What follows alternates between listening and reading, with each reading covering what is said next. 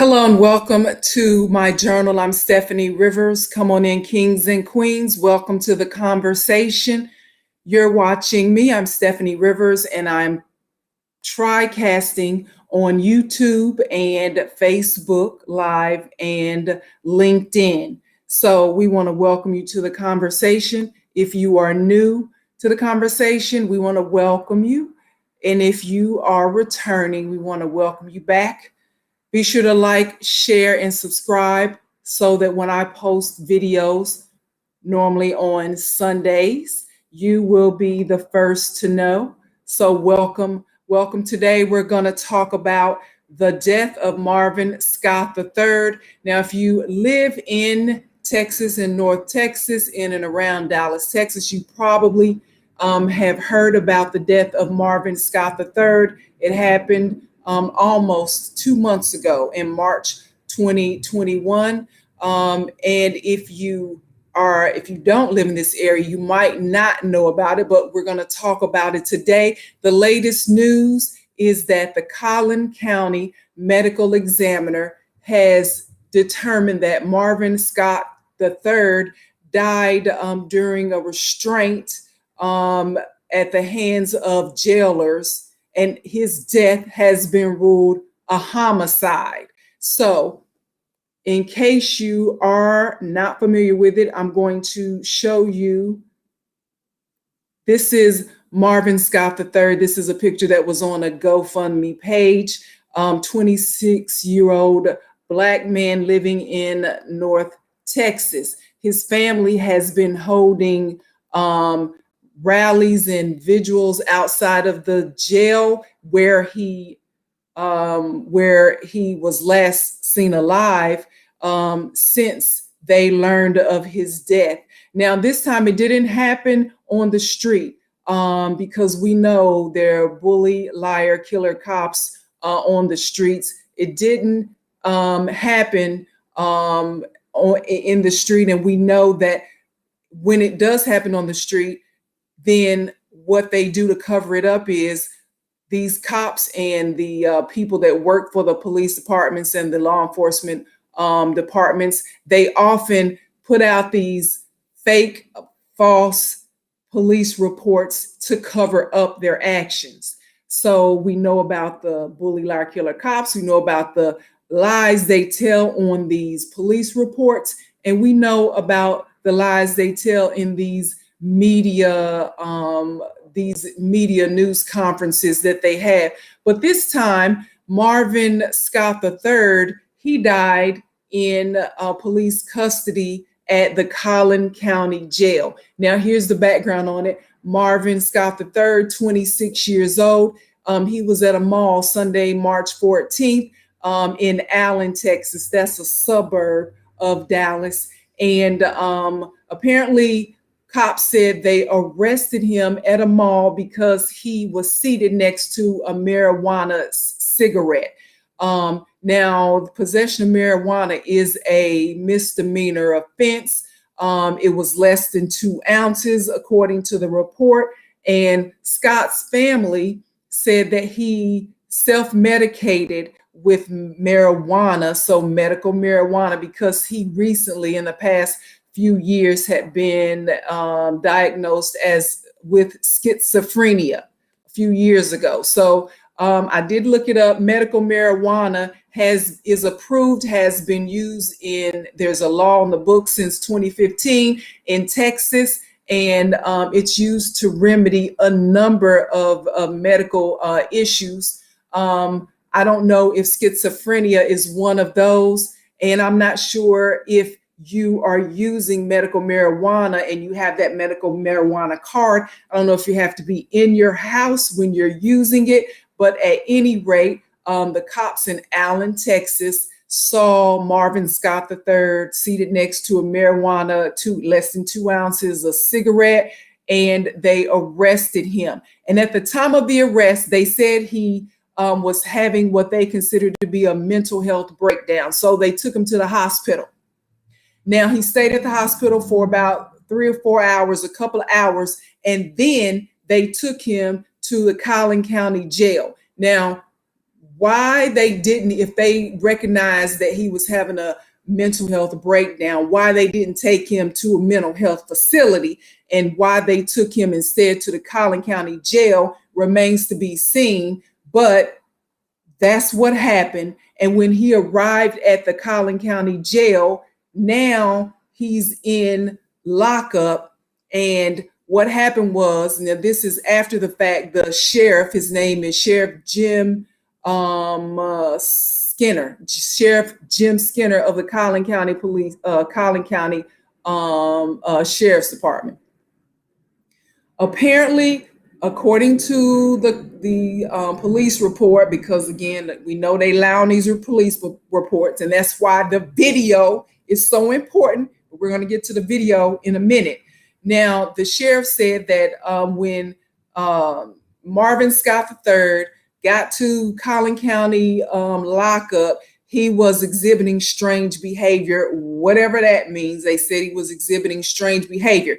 So at this point, the jailers should have known, based on him just coming from a hospital, that he was at a hospital. And why? Because the police who arrested him said he was exhibiting a mental health breakdown. So they should have known that, one. But they went ahead and pepper sprayed him and then put a spit hood on him. And we know, or in case you don't know, a spit hood is what police use when they feel like you are doing some type of, they don't want to come in contact with any bodily fluids that you might be emitting from your mouth and nose.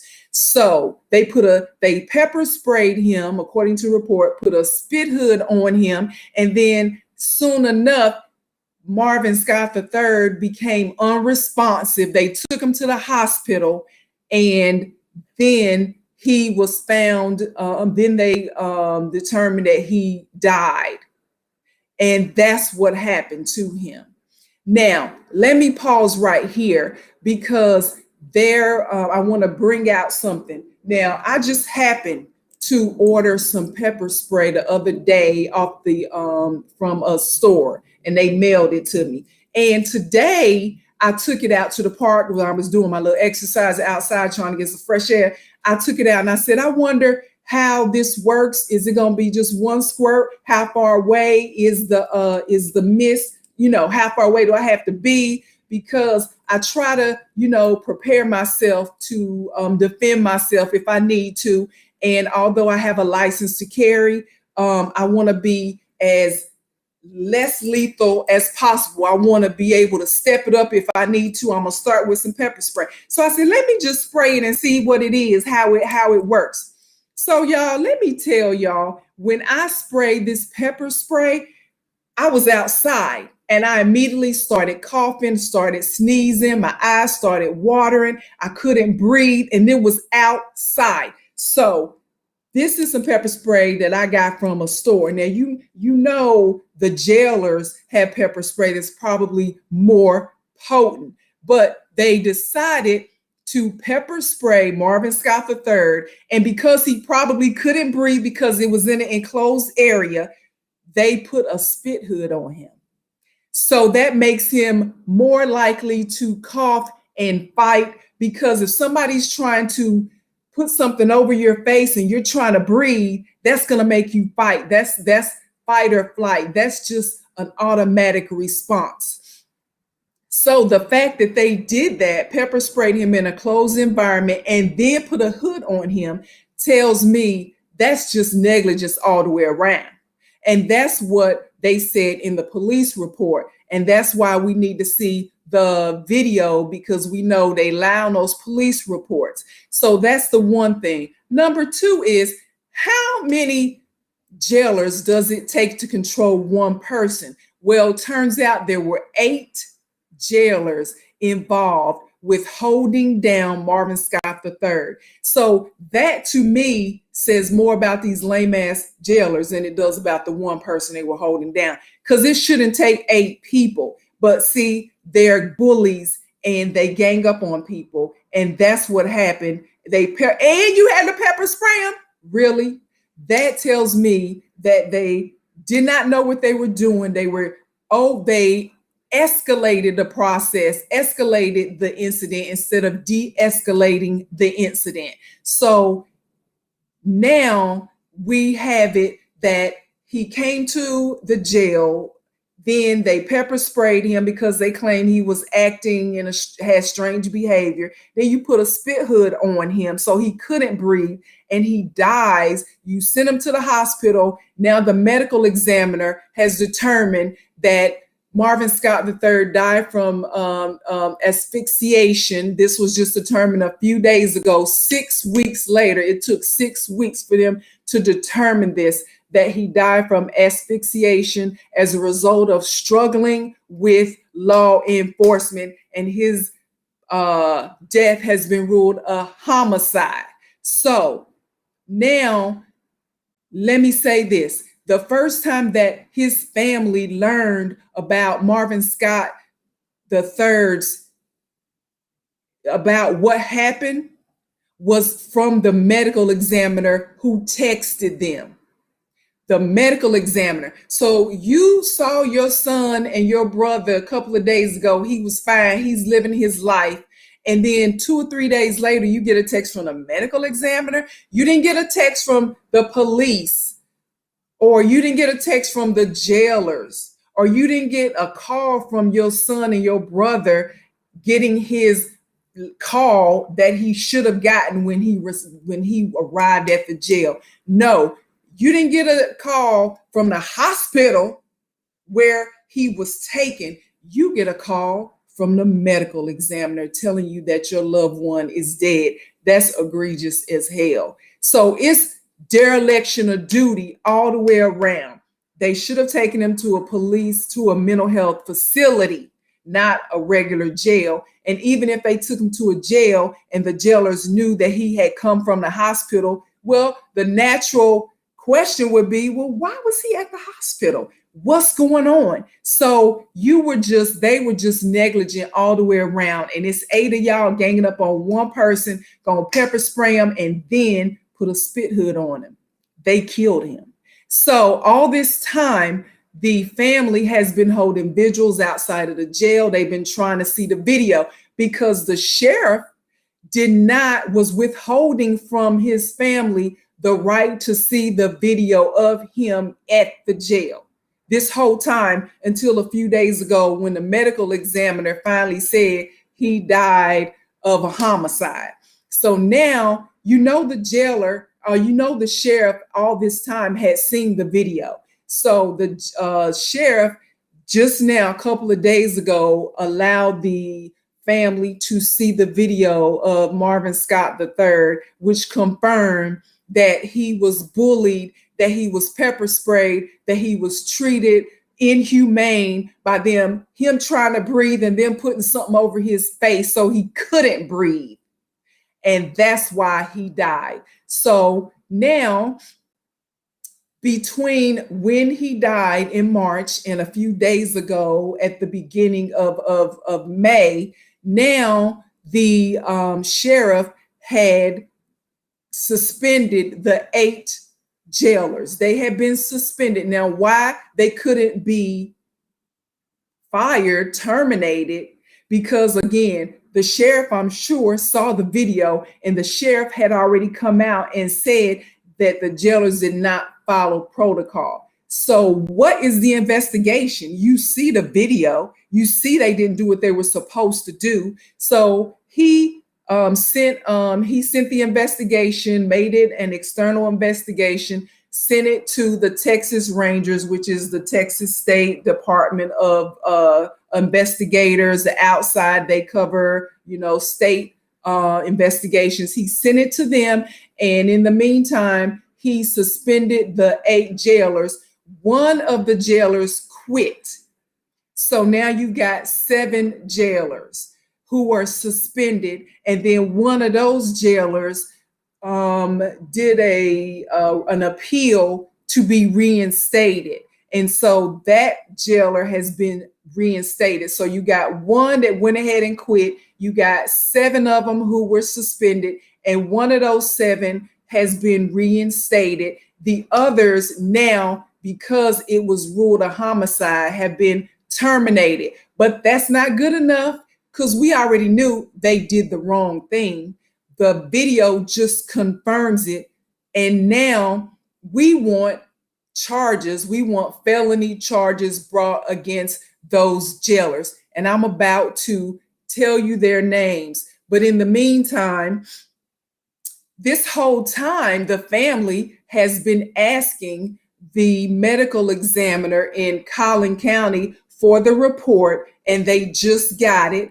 And in the meantime, the family was asking the district attorney's office to file charges.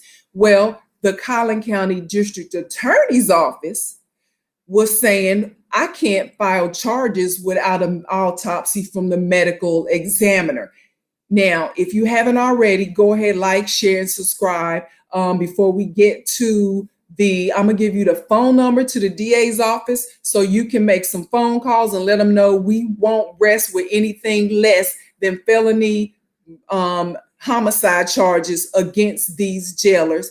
And then I'm gonna give you their names, and I'm gonna put a link in the chat so that you can go and look them up for yourself. Because here's what happens. Even though those jailers have been terminated, what happens is they leave for whatever reason, in this case, termination, because somebody died in their custody, and then they end up going to the next county or the next state over, and they get another job doing the same thing. And we need to stop this from happening, because these people don't know what they're doing. They are egregious at how they're doing it, or either they do know what they're doing and they just don't care, and they manipulate and bully and lie and kill people, and then they go to the next county and do it again. And we are not having it. So again, if you haven't already, please like, share, and subscribe to this video and to my channel so that the next time I post, you will be the first to know. So this whole time, the family has been trying to get charges filed against the 8 jailers who were involved in this. Because just because you quit, that jailer who quit, because they had been trying to hide their names the whole time. They do more to protect these bully, liar, killer law enforcement officers than they do to protect the people who they are supposed to serve and protect in the community. So that speaks volumes about what their priorities are. And we need to make our people, our residents, our Black men and women and children in our community, they need to be our priority, not these bullies and liars who they get to blank out their faces in the video. That's why they take so long, because they try to doctor the video up so you don't know who they are.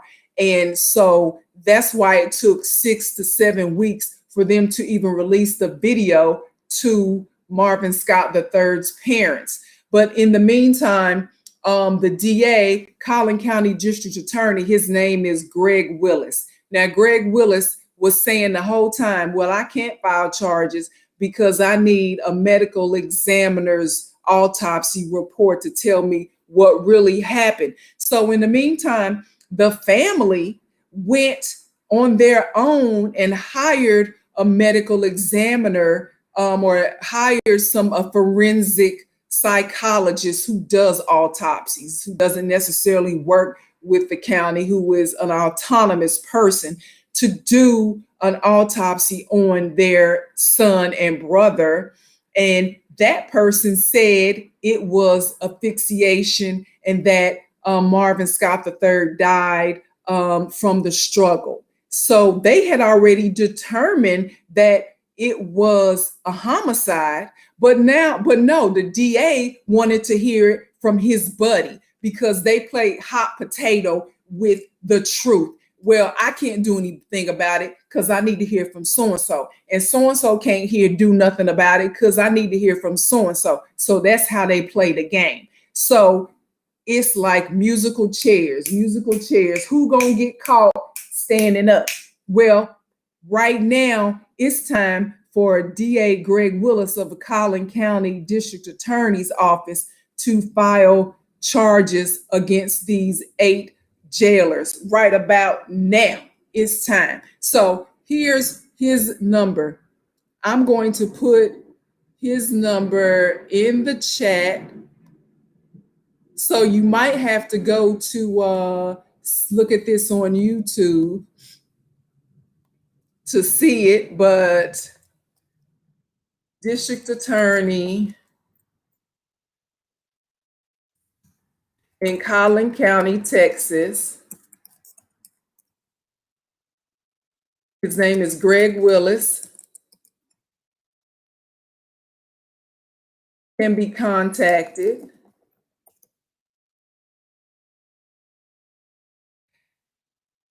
His office number is 972-548-4323.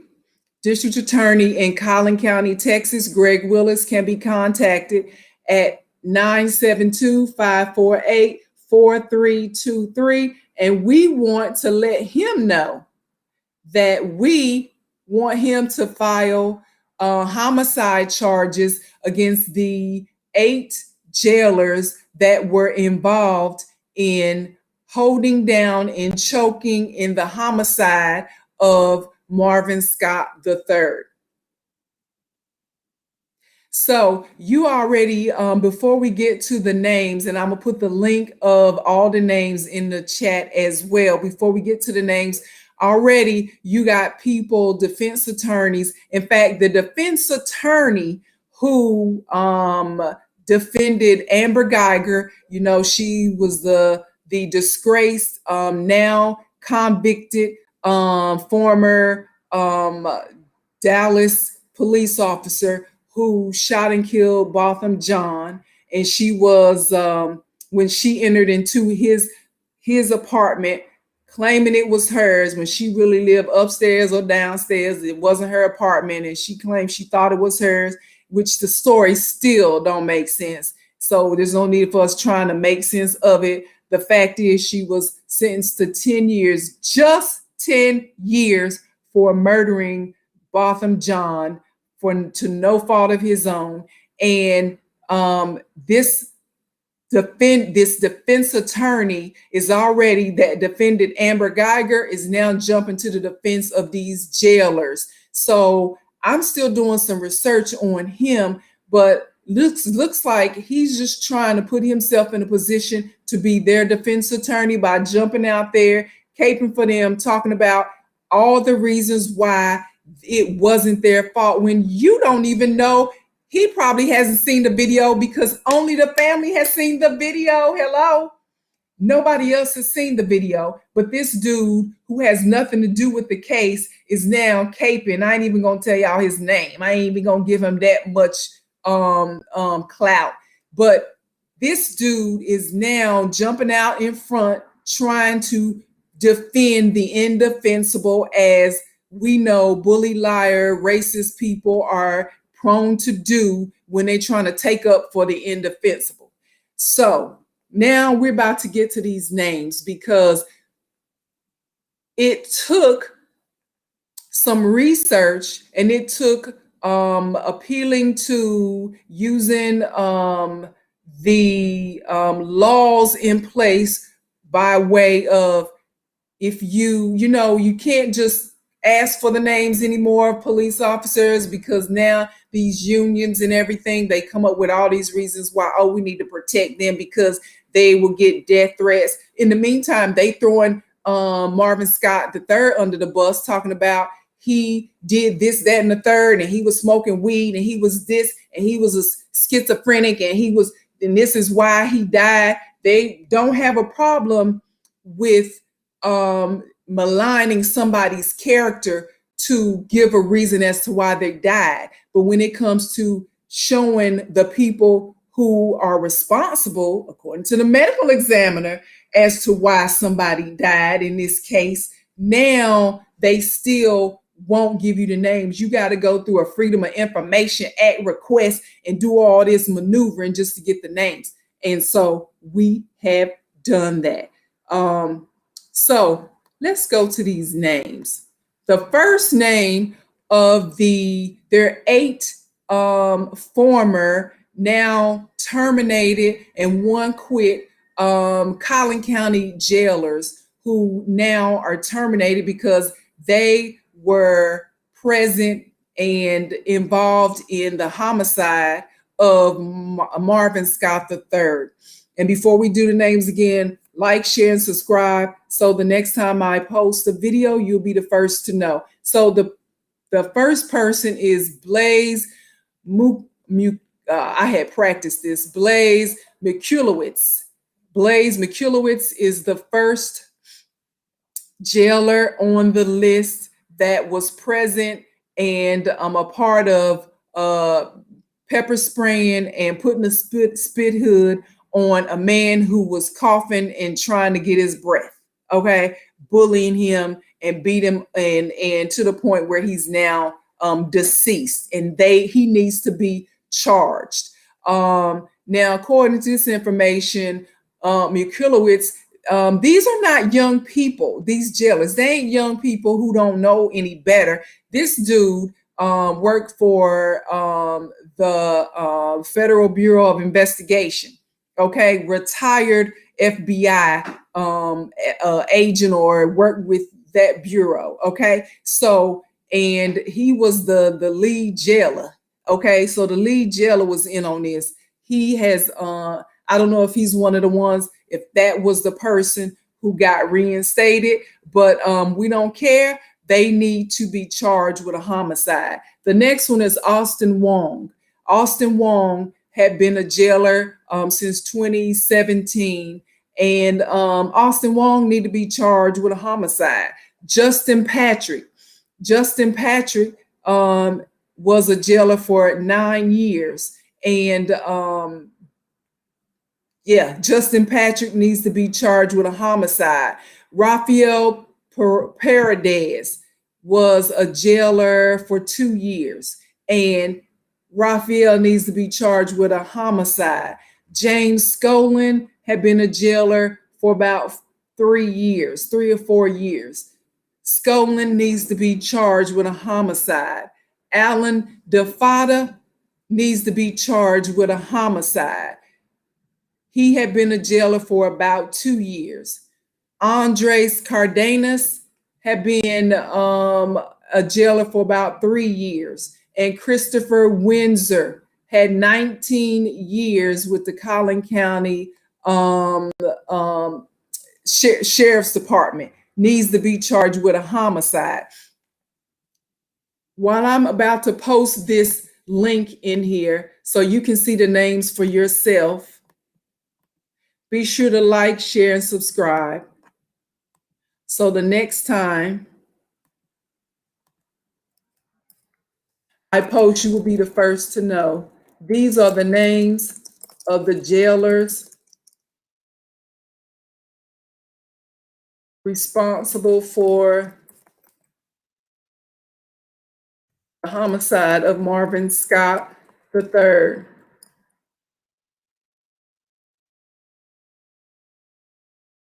So if you live in the Dallas, Texas or North Texas area, Allen, McKinney, Collin County, Dallas County, any of those counties, go on and make that phone call. Even if you don't, go on and make that phone call. If you know anybody who lives in this area, you need to share this video with them so we can make sure that this family gets justice and Marvin Scott III gets justice.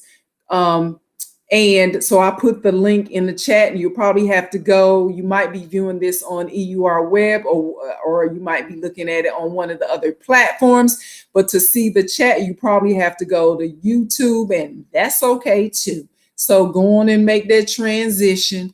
Now, here's why it's so important that we follow through, because just because they have been terminated, one of them is going through the process of being reinstated or appealing his termination or his suspension. And that might take some time, because here's what's happening. When they get terminated, we just hear about, oh, they got fired, so that's the end of it. But no, they come back around and do an appeal. And then whether or not they are reinstated, we never hear about that. Or if they don't go through the appeal process, what they do is they're like, yeah, I don't want to work in that area because I got to look at the people, or the people in the area know what happened. So they go to the next county over, or they go to the next state over, and they get a position of the same position. That's what happened to the police officer who killed Tamir Rice in Cleveland. He had started out initially trying to be a police officer in another jurisdiction. And they were like, oh, he was so piss poor that they were like, no, you can't be a cop over here. So he goes over to Cleveland, and they don't even bother to do the research. So what happens is they took him on in Cleveland, and then he ends up on the call with minutes on the scene of Tamir Rice, a little boy in the park, shoots him dead, and then moves on and try to get a job, or did get in another jurisdiction, because these police departments or law enforcement agencies, they do little to no research. Oh, they'll research the hell out of you as you driving down the street, and they'll pull you over and run your tags and have your life in front of them on a little screen. Or when something happens to you, they'll go into your background and talk about what you did and how you became to be who you are. But when they are in the hiring process, the people in their human resources department at these departments, law enforcement agencies, they do little to no research. It's so if they are fired, or if they are allowed to quit, hello, that's how that happens too. They allow them to quit.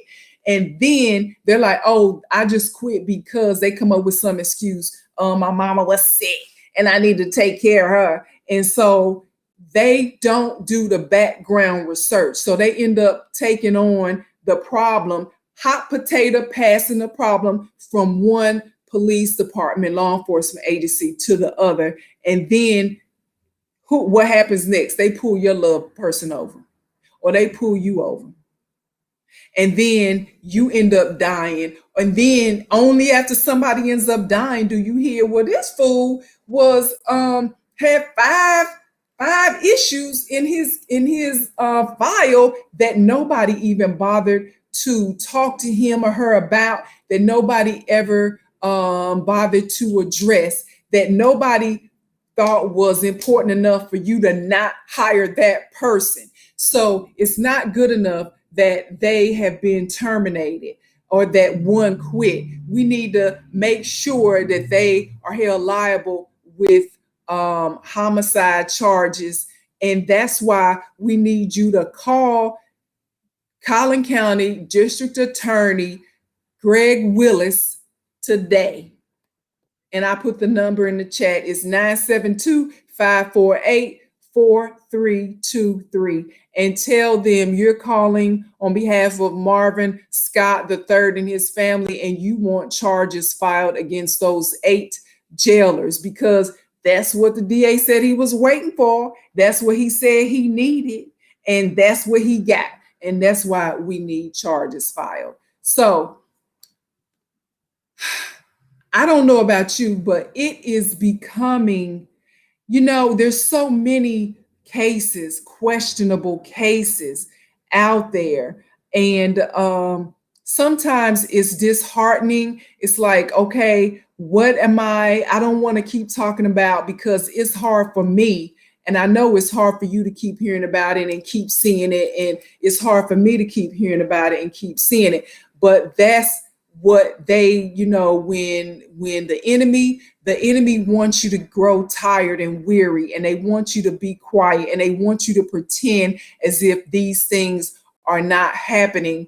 And and that's why when you bring it up, they come up with some excuse why, oh, I can't do nothing about it until I hear from so-and-so. And so all we got to stay vigilant, because if it were you who died, if it was me who died, I would want somebody to care enough about me to fight. And that's why it's important for us to keep fighting and keep talking about it. Because if it was your baby, if it was you, if it was your son, if it was your father, you would want somebody to care. And that's why I do it. That's why I do it. And so I don't even have a tissue because I didn't expect to cry. But at any rate, I'm about done. So I'm going to show Marvin Scott III one more time. That's Marvin Scott III, 26 years old. And so he could have been you, he could have been me. And it's not about, he had weed and I don't smoke weed, or not about, it could be, they come up with all these reasons why they have justified cause for stopping you or pulling you over. And so it could be the littlest, the smallest thing. And so that's why it's important, because nobody deserves to die over 2 ounces of weed. And it was medical marijuana, according to his family. So I don't know, if he had a card or if he's supposed to be at home. I don't know. All I know is he should not have died. And that's why we have to keep pushing forward, because the tables are, the pressure is on, and we want to keep it on. So I am, to find out more about the things that I care about, go to the written version of my journal. It's at eurweb.com.